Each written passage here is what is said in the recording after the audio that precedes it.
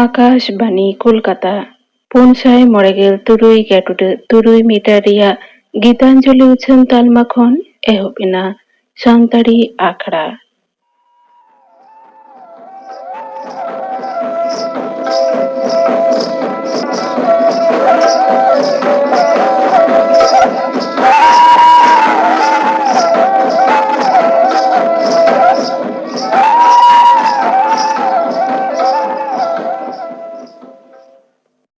तिहिना सानताड़ी आखड़ा रे दो एतहब रे दो पे आंजुमा बुरसु सरेना सावतेन कोआ लागड़े सेरेन रे दो मिना किना सर्पमुनि सरेन आर सुंदरी हांसदा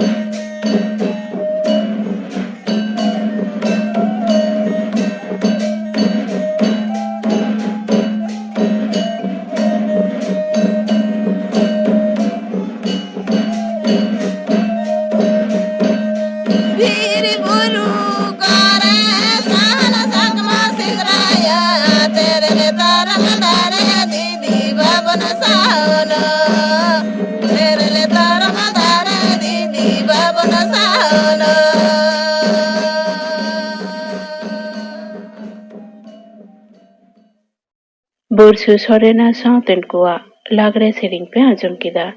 सेरिंग रे दो किन ताहे कना सर्पमुनि सरेन आर सुंदरी हांसदा आर मिद घड़ी तायम खबर आकाशबाणी कोलकाता खबर पढ़ावी दाइन दिलीप हेम्ब्रम मारांग मंत्री मानता नरेंद्र मोदी मेनाकदा कोरोना उतिमारी परिस्थिति रह भारत दो आज ठई रे तेंगो केटेज अकान मेनाया निया ऑक्ट रे दिसम रिया खादान सेरमा जालांग बैंक आनुबिक दाड़े लेकाना आयमा पाहाटा रे अडिगी सुधर होय अकाना तेहें भिवाटेक हेलमेल रिया मूल भाषण रे मारांग मंत्री दय मेन केदा जे भारत दो लुगनी कारबारिया आर आविष्कारिया कोआ चाहिदा लेका सानामा जोगाव लगित ते सापड़ाव के मेनाय मेनते मारांग मंत्री दय मेना कदा उनी तो अकिल बाजार मूलधन गड़वाना परिवेश और खुलल लेक्चर नोआ मोड़े खामखुंटी चितान रे टेहाट कते दुनिया रिया nyutuman गावता को लुगनी लगिले दिलावकात कोआ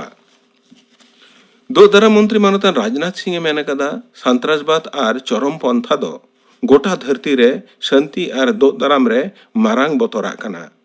फाइनेंशियल एक्शन टैक फोर्स FATE या सहेद लेकाते भारत दो कौडीनीतिक सन्त्रासबाद विरुद्ध लड़ाई रे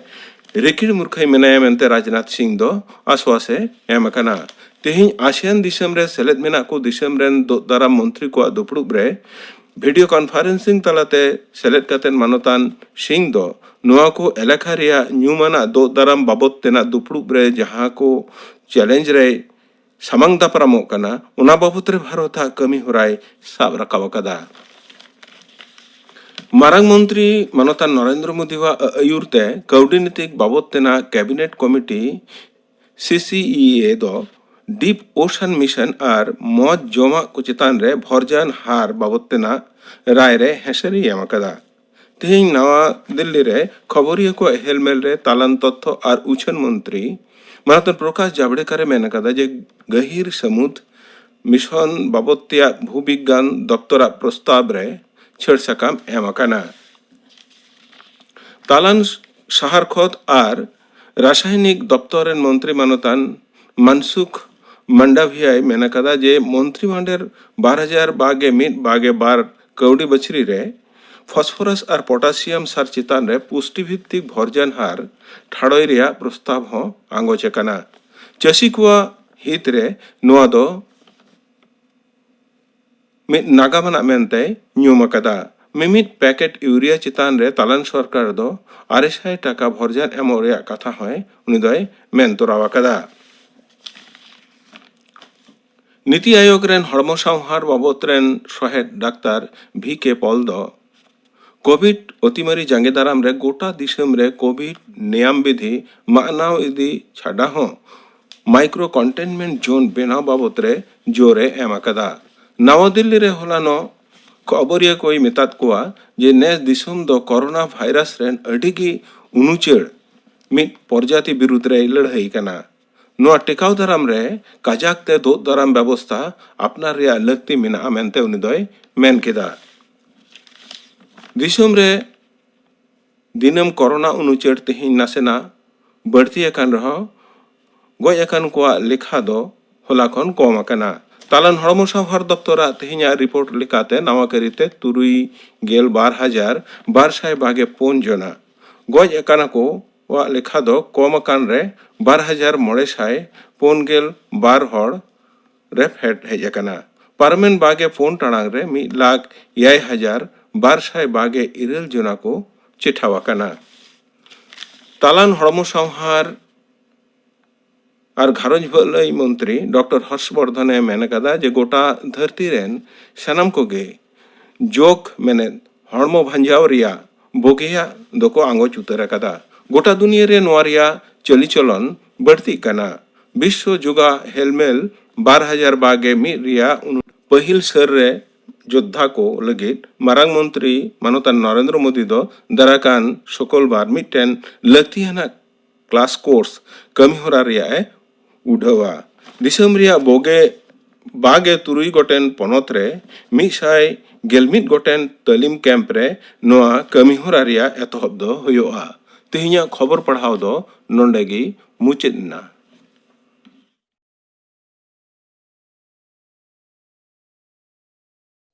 आखड़ा दो उछन कना आकाशवाणी कोलकाता रेना गीतांजलि उछन तालमा खन कोविड-19 से कोरोना वायरस साव जपड़ाव निये को कथा निहत के बन मनाव बताव मा लाक्ति बेगर ओड़ाग खन आलोबन उडुगोग मा मु मोचा मास्क आर बांखान जहाना फारचा लुगड़ी तेबन एसेदोग मा सोशल डिस्टेंसिंग बो तियार मा बेस्टी ती साबन तेबांग फारचा काते मु मोचा मेदहारे ती आलोबन इदी मा सैनिटाइजार बन व्यवहार मा ओड़ा रे बाले गिद्रे आर पुरुधुल को आदि जतन तेबन दोहो को मा बतत दोबांग सन्तर ताहे काते hor chinghauna talate noa virus dunie khon bon laga gidi dareya. Nituk do pe ajoma dong sering idai Keshab Chandra Soren. सोर दिसम नेवता पेड़ा चिकले काते पे बिलो माकान चिकले काते पे बिलो माकान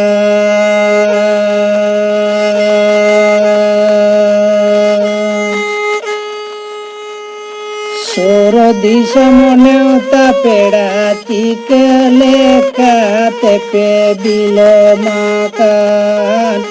चिकले काते पे बिलो माकान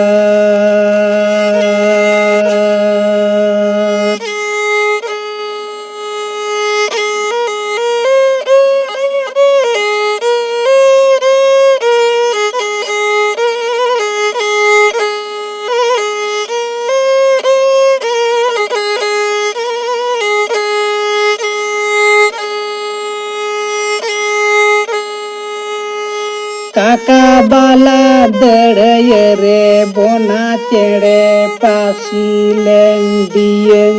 आरडियन उनी छाड़ा तेले बिलो माकान उनी छाड़ा तेले बिलो माकान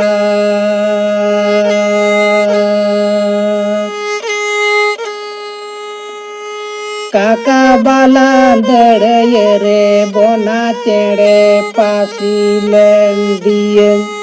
आरडियन उनी छाड़ा तेले बिलो माकान उनी छाड़ा तेले बिलो माकान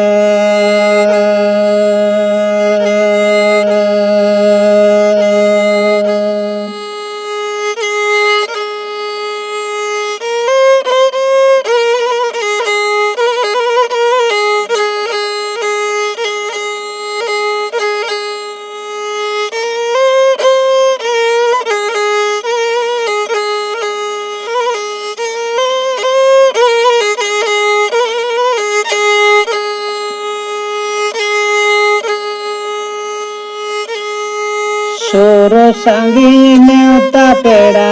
चिकले काते पे बिलो माकान चिकले काते पे बिलो माकान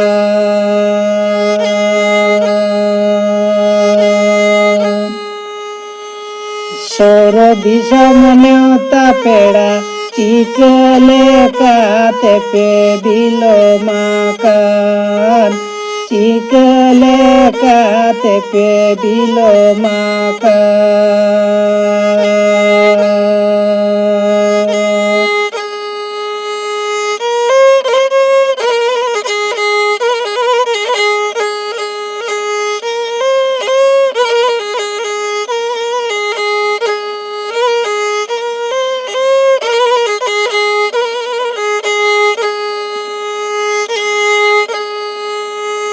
काका बाला दड़े रे बोना चेड़े पासी लेंडियन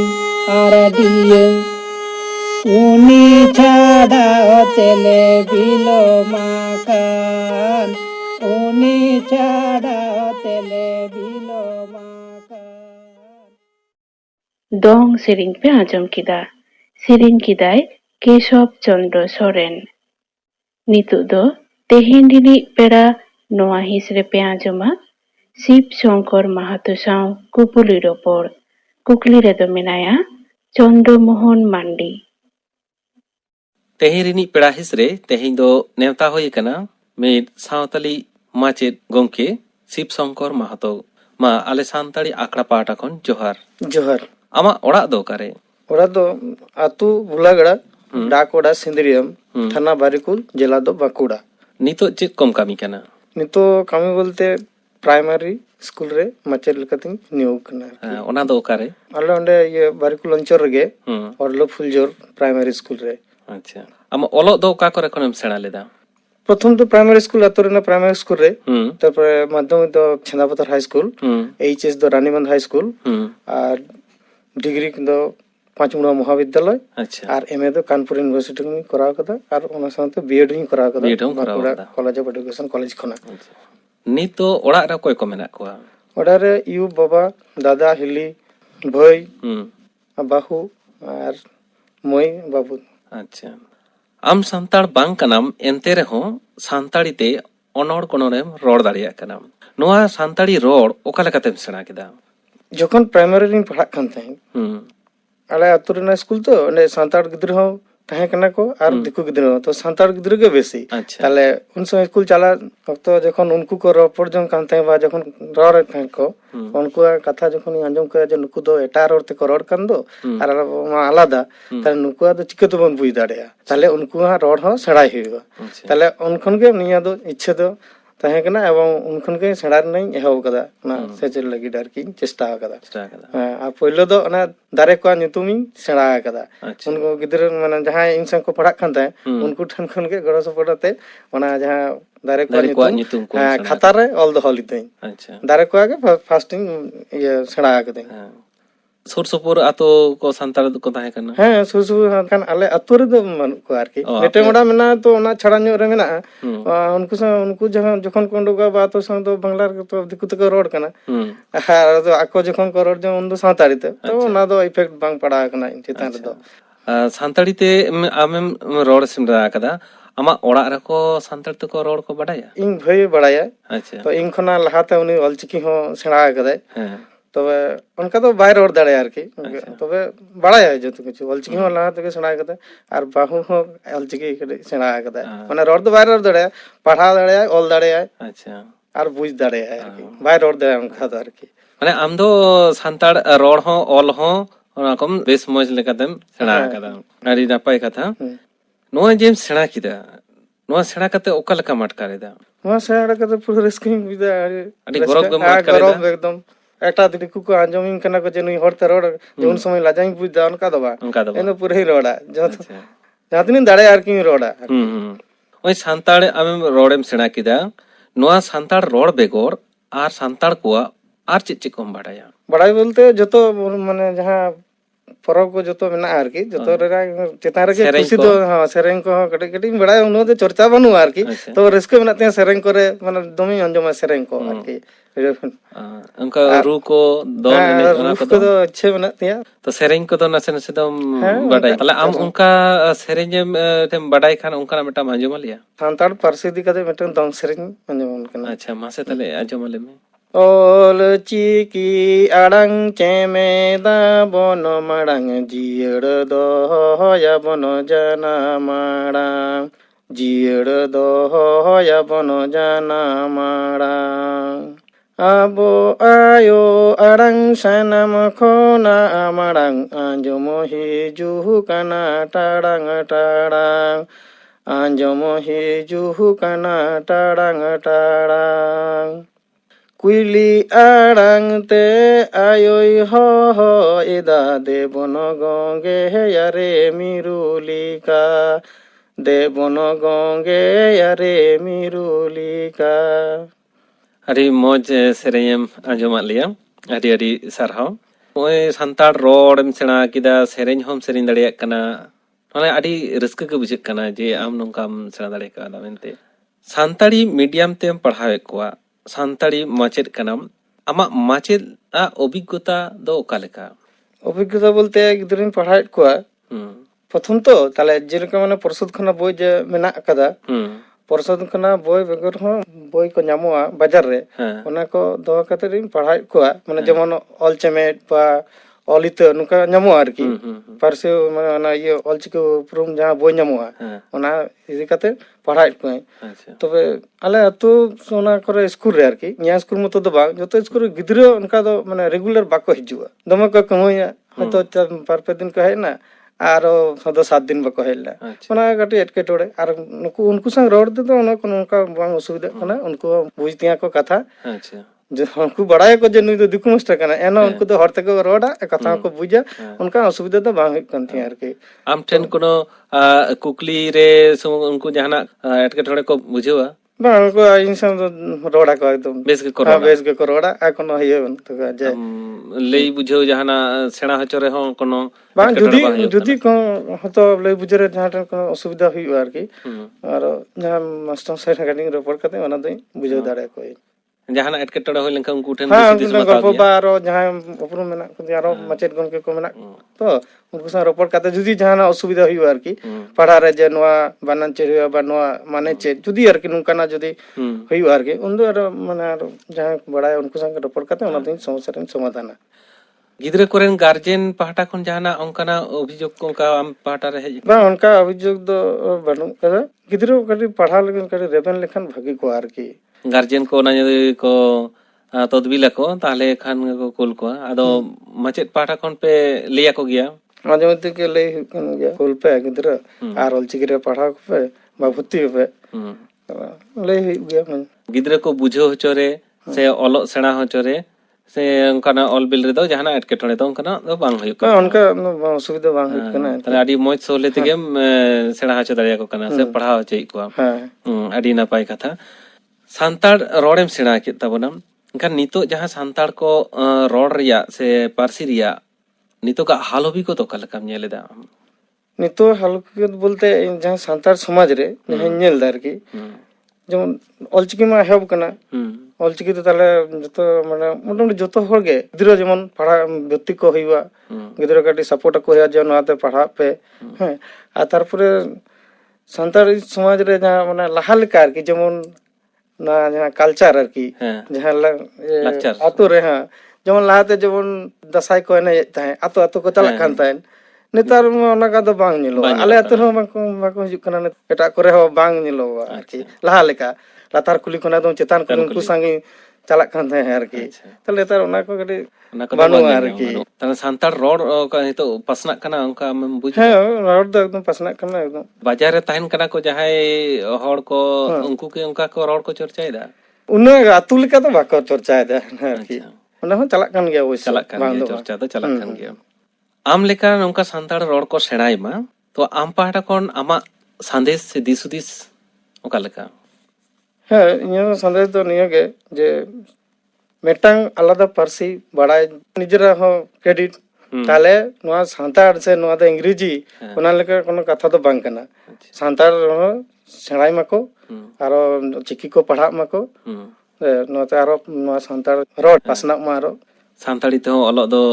चला कान गया कॉलेज रे यूनिवर्सिटी रे नोआ पढ़ा कते आरो चिके आय गिदरे उनका जो आलो को मने मा नोन पढ़ा माको आडी नापाय दिसुदिसेम लई सदरा बोना तेहेኛ गलमारा दो नोडे गेलां मुचाद इदा मा आले सांताड़ी आखड़ा पाटा खन जोहार जोहार तेहेनी पेड़ा नोआ हिसरे आजम के तबना पे शिव शंकर माहातो साव कुपुली रपोड़ कुकली रे दो ताहे कनाय चंद्रमोहन मांडी नितु दो आजम गोता पेगिन गापना आखड़ा कामी हरा गापना सांताड़ी आखड़ा रे दो पे आजमा जयंती मुर्मुआ सावतेन को सेरिंग गौरी माझिया सावतेन को सेरिंग रामकृष्ण मुर्मुआ सावतेन को सेरिंग बेगर आर पे आजमा आपासुलो लगित सेचेत नोआ साताम बाबते साधन कुमार मांडी साव कुपुली रपोड़ कुकली रे दो ताहेनाय सुतोलाल सोरेन आंजम के ताबोना पे गापाना आखड़ा कामी हरा तेहेኛ सांताड़ी आखड़ा रे मुचाद रे दो पे आंजमा रथमुनि हेम्ब्रमा सावतेन कुआ दोंग सेरिंग रे दो मिना किना रथमुनि हेम्ब्रम आर सुखी हासदा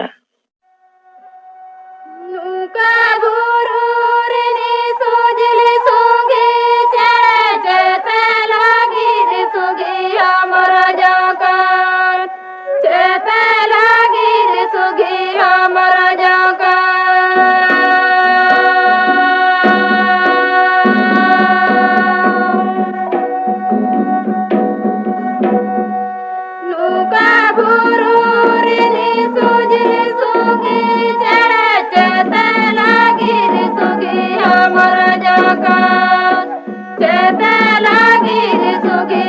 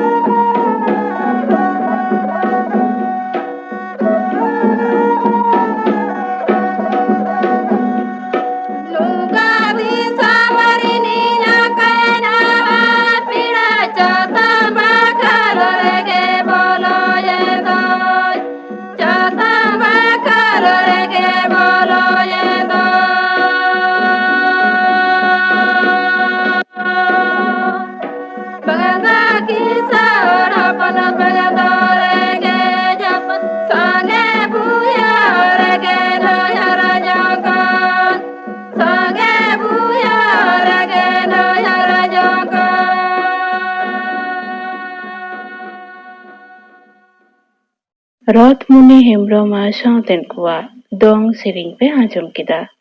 ᱥᱮᱨᱮᱧ ᱨᱮᱫᱚ ᱠᱤᱱ ᱛᱟᱦᱮᱸ ᱠᱟᱱᱟ ᱨᱚᱛᱷᱢᱩᱱᱤ ᱦᱮᱢᱵᱨᱚᱢ ᱟᱨ ᱥᱩᱠᱷᱤ ᱦᱟᱸᱥᱫᱟ᱾ ᱱᱚᱣᱟ ᱥᱮᱨᱮᱧ ᱥᱟᱶ ᱛᱮᱜᱮ ᱛᱮᱦᱮᱧᱟᱜ ᱥᱟᱱᱛᱟᱲᱤ ᱟᱠᱷᱲᱟ ᱫᱚ ᱱᱚᱰᱮ ᱜᱮ ᱢᱩᱪᱟᱹᱫ ᱮᱱᱟ।